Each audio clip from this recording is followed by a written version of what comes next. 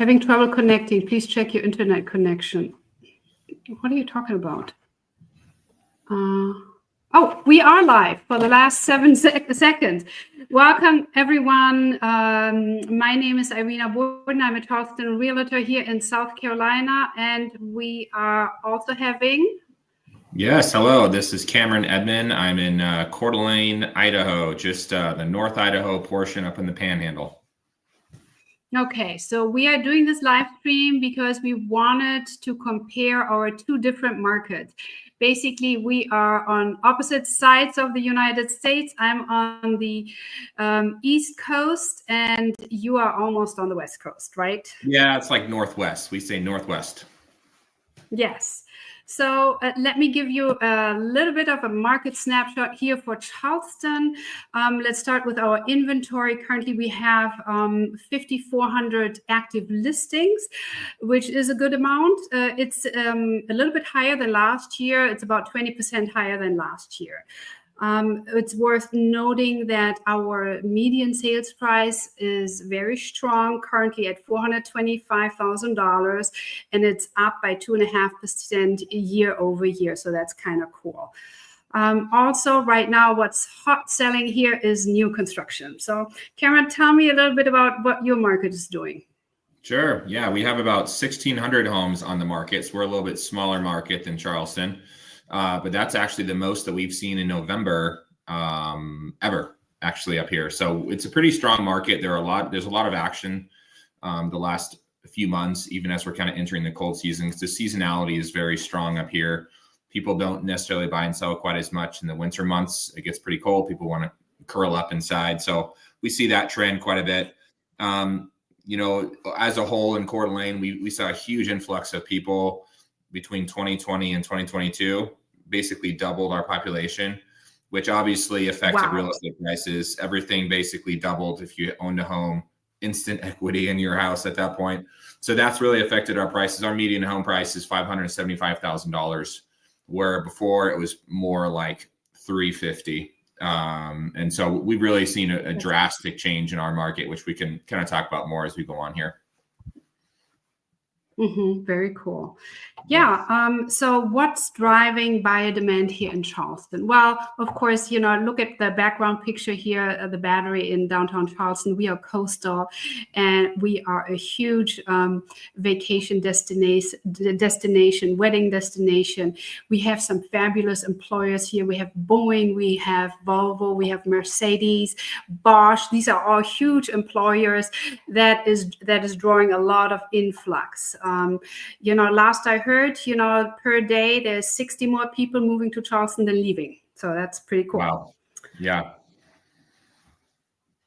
Tell me about your market in that aspect. Yeah, we're not seeing quite that much growth. It's slowed down a little bit for us in the past couple of years. We've seen a steadying out in general of action. But what really draws people here, as you can see from behind me, is we're right on Lake Coeur d'Alene. It's a little mountain sleepy resort town that's kind of the cat's been let out of the bag, so to speak. And so a lot of people have started to recognize this. There's a lot of hiking. There's skiing within an hour. There's 4 different slopes. You know, mountain biking, outdoor. There's multiple beachfronts you can enjoy as a public. So it's a beautiful place to live. And it's still pretty slow, even with a big influx. And, you know, there's a nice variety of families here. So it's become where it was kind of a luxury or almost a retirement community. It's turned into more of like a family oriented space where people can really come and kind of set roots and create a culture for themselves. Beautiful. Yes. Let's talk a little bit about the challenges of today's market. So here in Charleston, we have, you know, the challenge of a pretty high purchase price, especially for first-time home buyers. That is a challenge. And then we have limited historic inventory when you're looking at the historic downtown Charleston area. I have quite a few clients that want to buy something right in the midst, and there is just not much out there. And then, you know, one big item here that we have been facing lately is the insurance situation. So the insurance carriers across the country haven't written any profits over the past few years. So insurance has very often doubled or tripled. We are a coastal area, so we are facing wind and hail premiums, and so the insurance companies they just raise their prices, and that affects affordability for everyone. Yeah. How about you? Yeah, affordability in general is a big one. But prior to COVID, we'll say, about 80% of local residents could purchase a home, and now it's flipped where only about 20% of local residents could purchase a home based on the income that they make, the jobs that they hold, and then now the prices of homes. And so we've really seen a big shift there where a lot of our purchasers are coming from out of town still, with some here locally, but it's a lot harder for people, and the job growth hasn't supported it, the wage growth. And so there's a little bit of tension there that the city's working through, obviously, but the big thing for us is affordability.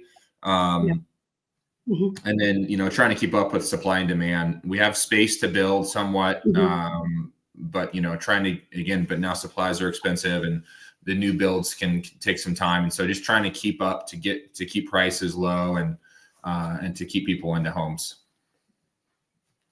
Yes, right. So let's give our viewers some advice for buyers and sellers. So let me start. For buyers, be financially prepared. Go talk to lenders. Go and meet with a couple. You will be surprised the differences you will see with the different lenders. So that is, foremost, the most important thing. And then also be prepared to move quickly when the right house comes along. That's important because, if there's a house that you really, really like, believe it, there's 3 other people that like it just as much or maybe more. So you got to be, acting quickly. And then, of course, work with somebody who knows what they're doing, who is very competent at your side, giving you advice and help along the process. That's all very good. Yeah, what for do you sure.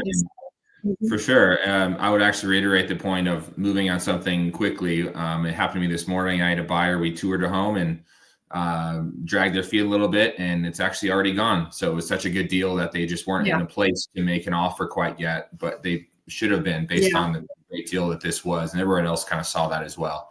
So that's really good. And then, for sellers, shows again, you snooze, you lose. That's right. There it is. Yeah, there it is. That's right. It applies in many different situations. And then for sellers, it's very important to price appropriately. As we've seen a huge increase in sales during COVID, and people were asking price, full cash, no inspection, all these things, and that's just not happening anymore. So it's very important to understand where your home sits. Those times are over.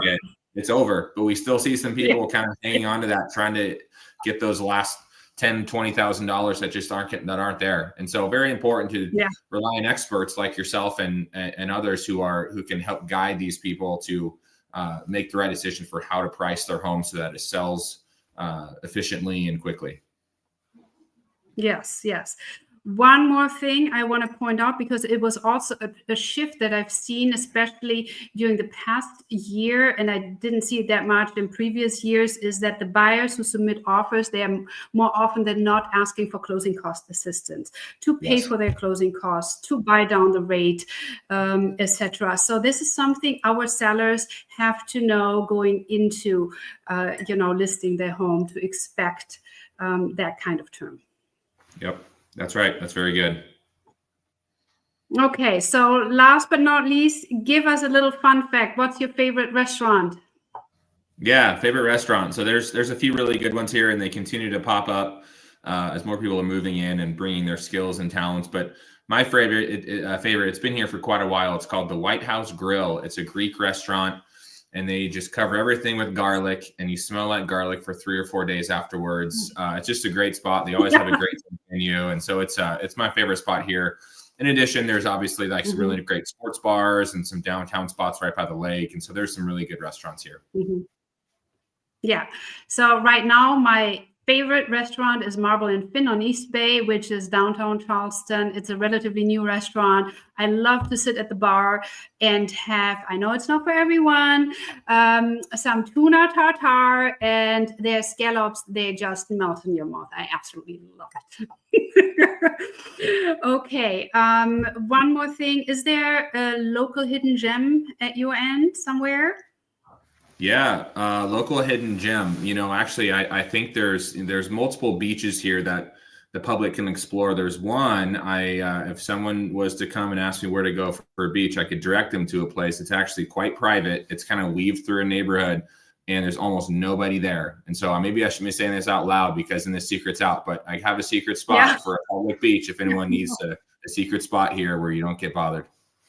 Yes, we don't have that many, but a local hidden gem kind of still is Edisto Beach. It's about an hour outside of Charleston. The beach, the sand is marvelous. It's beautiful. It's not overcrowded like Isle of Palms, for example, which is like a huge tourist destination. I love that. Is my favorite beach.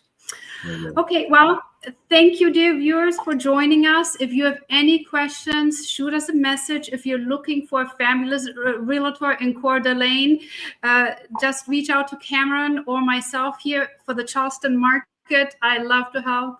And yeah, thanks for chiming in. Thanks, everyone. Thanks for checking in. Yes, take care, guys. Bye-bye.